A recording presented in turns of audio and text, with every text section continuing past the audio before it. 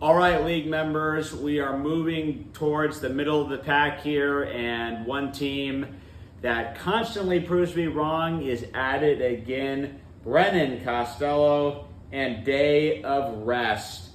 Here we go, baby. Getting into the nitty gritty. This was a matchup of one of my higher ranked teams in the power rankings versus yourself, and you totally took advantage. Put up a 100-point week. Really good stuff from this squad on the surface level, but as my good friend Lee Corso would say, not so fast, my friends. We have got a couple of things about this team that are still giving me some pause. One, Davante Adams, who is a guy I red flagged early in the season. Well, he did not look fantastic at all, and he's got Baltimore next week. I don't love that matchup at all. Christian Kirk is still in your lineup, and you've got injury concerns at wide receiver.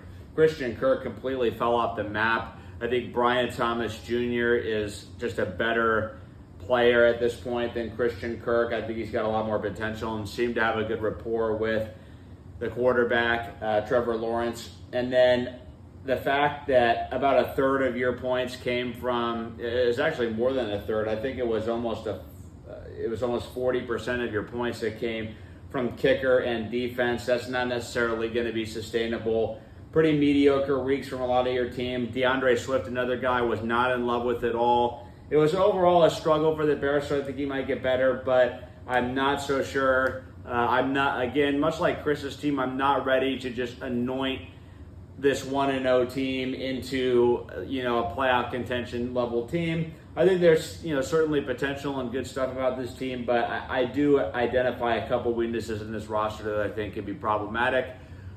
So Brennan, I see that we are resting. I'm not even really sure what this team name is all about.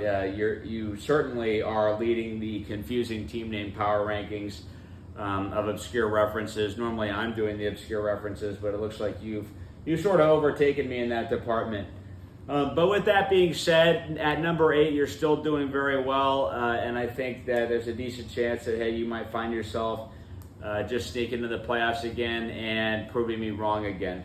With that being said, this is the point of no return. We are moving into the top half of the league. Number 7 is going to be coming at you guys later today, and I can't wait to share it with you. Stay tuned for that.